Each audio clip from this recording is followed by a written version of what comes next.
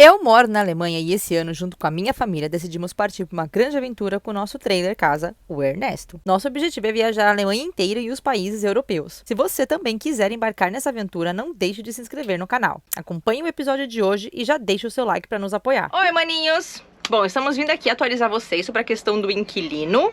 Então, se vocês não sabem o que está acontecendo, vai assistir o vídeo anterior, que eu expliquei já o começo lá. A gente teve um inquilino caloteiro que não apareceu para receber a casa que a gente alugou. Os detalhes do começo dessa história tá no outro vídeo, mas aqui eu vou explicar mais ou menos como é que foi os passos seguintes. Então, se você estiver gostando desse conteúdo, você não deixa de se inscrever aqui no canal, curte o vídeo, que isso ajuda a gente demais, dá o like aí. E se você puder ainda fazer um pouco mais por nós, considere se tornar um membro, considere se tornar um colaborador da nossa aventura. Então clica aqui para se tornar membro e vamos lá para esse vídeo. Bom, gente, ao longo do vídeo pode ser que vocês fiquem escutando uma risadinha do nenê, porque ele tá com um brinquedinho novo ali, ele tá adorando, tá dando várias gargalhadas, então vocês vão ficar escutando a risadinha dele no fundo desse vídeo.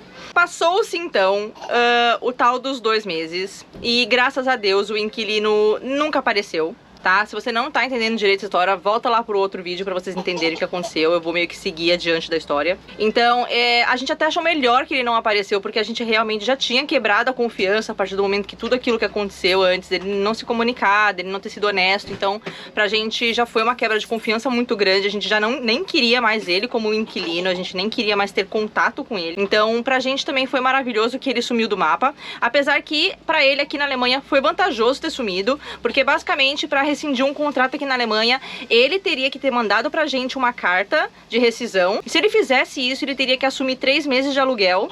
Então, ao sumir do mapa, ele acabou assumindo só 2 meses de aluguel. Isso porque a gente rescindiu o contrato. O Jonas tá dizendo que não sabe, a gente não sabe direito, mas talvez se a gente não tivesse rescindido o contrato, talvez ele tivesse que ter a obrigação até o final do contrato. A gente não sabe essa história ao certo. Tinha também a questão que talvez ele soubesse, a gente chegou, acho que a falar pra ele que a gente tinha esse plano de ir embora e tal, então talvez ele soubesse também que a gente tinha pressa em alugar a casa, então pode ter sido esse também uma malícia dele, de saber que a gente tava precisando muito alugar a casa, então ele tinha certeza que a gente ia rescindir o contrato, mas enfim.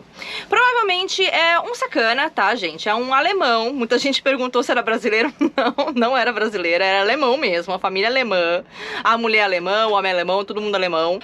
E foi um sacana mesmo. Provavelmente ele deve ter pensado no tipo assim, esses caras são 2 estrangeiros, eles não falam a língua, a gente tentou se comunicar com eles em inglês, então eles sabem que a gente não fala alemão.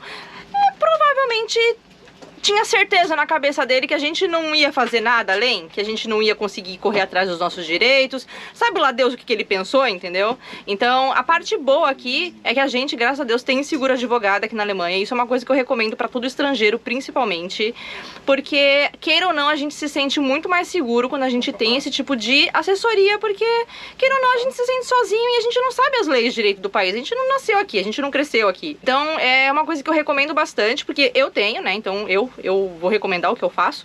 E isso definitivamente deixou a gente muito confiante em como tratar a situação. Então, a gente foi assessorado o tempo todo pelo nosso seguro de advogado. Então, quando ele não apareceu, a gente entrou em contato com o advogado na mesma hora pra querer saber se a gente poderia rescindir o contrato. O advogado disse que a gente não podia fazer isso, que tinha então que esperar ou ele rescindir ou passar então esses 2 aluguéis não pagos. Ou seja, nem completaria 2 meses, porque o primeiro aluguel tinha que ter sido pago no dia 8 de maio, que era o dia que ele tinha que vir retirar as chaves, e o segundo aluguel tinha que ser pago então no dia 8 de junho, que seria então o mês seguinte, ou seja, a gente ficou praticamente só 1 mês e 5 dias mais ou menos esperando, e quando ele já não pagou o aluguel do dia 8 de junho, já meio que pra gente tava concretizado de que ele não tinha intenção mais de ficar com a casa. Passou então o primeiro aluguel que não foi pago no dia 8 de maio, que ele também nem apareceu pra receber a casa. A gente, depois de 15 dias, a gente mandou pra ele uma carta dizendo que ele tinha que pagar então o aluguel, mesmo se ele não tinha recebido a casa, e que nós estávamos dispostos a agendar um dia e um horário para ele receber a casa, mas deixamos claro ali que ele ainda assim era devedor do aluguel. Isso tudo orientado pelo nosso advogado. Passou mais 15 dias, a gente mandou então uma segunda carta dizendo, olha, você tem que pagar o segundo aluguel junto com o primeiro que tá devedor, e se você não pagar o segundo aluguel, seu contrato será rescindido. Então a gente já mandou esse aviso dizendo que depois do segundo aluguel já seria rescindido o contrato caso ele não pagasse. Passou então o dia do segundo pagamento, que era 8 de junho, ele não pagou. A gente esperou uns 3 dias úteis para ter certeza que o dinheiro não ia cair na conta nem nada. Não caiu e ele também não entrou em contato. Aí foi quando a gente mandou então a terceira carta dizendo que o contrato estava rescindido e já colocamos nessa carta o valor devedor dos 2 aluguéis que ele devia pra gente. Mas aí veio o problema. O problema é que essa terceira carta, ela voltou. O que significa que ele simplesmente mudou lá do endereço dele. Obviamente, porque se ele estava procurando uma casa para alugar, significa que ele não ia ficar naquele endereço por muito tempo. Então, ele provavelmente se mudou, provavelmente tiraram o nome dele da caixinha de correio e ele simplesmente não recebeu a última carta. Enfim, aí a gente então entrou em contato com o advogado e aí o advogado explicou que se a gente tem um interesse legítimo, a gente pode solicitar para a prefeitura encontrar o novo endereço dele. Então, o interesse legítimo, no caso, é ele ser devedor e a gente tem todas as provas disso. Então, a gente tem... Ele jogou o brinquedo no chão. A gente tem... Ô, João, ele vai pegar a luz. Aqui, não. Então, a gente tem o contrato assinado, a gente tem os documentos dele, a gente tem tudo. Então, isso prova que a gente, então, tem esse interesse legítimo porque ele nos deve. Sim. E aí, nesse caso, então, a prefeitura, ela tem que fornecer pra gente os novos dados dele. E foi isso que a gente fez, então. A gente entrou em contato com a prefeitura, a gente mandou todos os documentos, o contrato da casa, o contrato assinado e tudo mais. Mas aí, depois de alguns dias, a prefeitura já respondeu pra gente dizendo que não encontrou ele. E essa é a parte, assim, que a gente não entende direito o que aconteceu. Porque a prefeitura meio que deu a entender que é uma pessoa que nunca foi registrada na região. Não tem como ele ter mentido, porque tá no olerite dele e tá também na identidade dele, que a gente tem a cópia. Então isso que é estranho. Enfim, essa foi a hora que empacou. Porque até então a gente conseguiria seguir sem advogado. Aqui a gente conseguiria fazer tudo isso por conta própria, não precisaria de advogado para isso. Então quem nem tem seguro advogado conseguiria seguir todo esse processo sem a ajuda do advogado, porque é algo que você pode fazer por conta própria. Mas a gente, nesse caso, empacou neste momento, porque agora a prefeitura não encontrou ele, eles não fornecem o novo endereço que essa pessoa está, e aí então a gente não consegue fazer as cobranças. E esse é o momento que agora a gente precisa entrar em contato com o nosso advogado, e agora precisa realmente que o advogado tome ações para nos auxiliar. Vai demorar mais do que a gente esperava, porque nas nossas contas a gente talvez conseguiria resolver isso daí em 2, 3 meses. Basicamente era assim que deveria funcionar, tá? Se tivesse funcionado direitinho. A gente então continuaria mandando as cartas, que seria aquela terceira carta que a gente mandou, onde a gente disse pra ele que o contrato estava rescindido e que ele devia aqueles 2 meses de aluguel e que ele tinha até 7 dias pra pagar. Então, isso foi a carta que a gente mandou. E aí, depois dessa carta, se ele não pagasse, a gente mandaria mais uma carta dizendo de novo o valor devedor e que a gente esperaria ter mais 7 dias para ele pagar. Se ele não pagasse, aí a quinta carta, então, seria já um aviso de dívida. Seria: você tem que pagar ou você vai ser processado. Enfim, depois dessa quinta carta, desse aviso, que se ele não paga esse aviso, daí o que a gente tem que fazer é entrar como se fosse nas pequenas causas aqui da Alemanha. O Jô vai colocar aqui na edição o nome desse lugar. Você cadastra ali o problema e você coloca ali as provas de tudo. Pra isso tudo, você não precisa de advogado, você pode fazer tudo por conta própria, mas tem que pagar uma taxa lá pro site, provavelmente. E nesse lugar você coloca então que você tem essa pendência que precisa ser cobrada do indivíduo, e aí então você coloca lá todas as provas, tudo, e aí há esse lugar das pequenas causas que manda a sexta carta para ele, dizendo que ele tem que pagar. Quando ele recebe essa sexta carta das pequenas causas, daí já é direto do processo, né?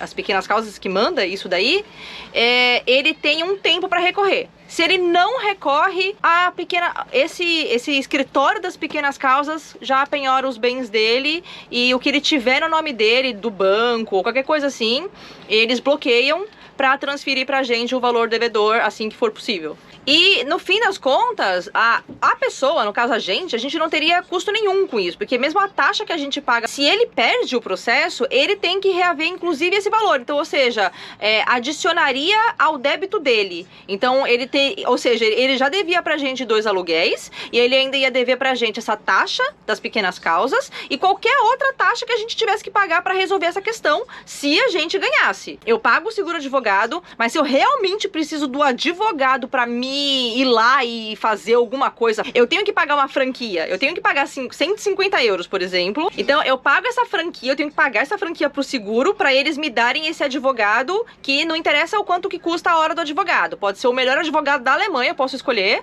pra me assessorar, pra me auxiliar. Se eu ganho essa causa toda, eles têm que...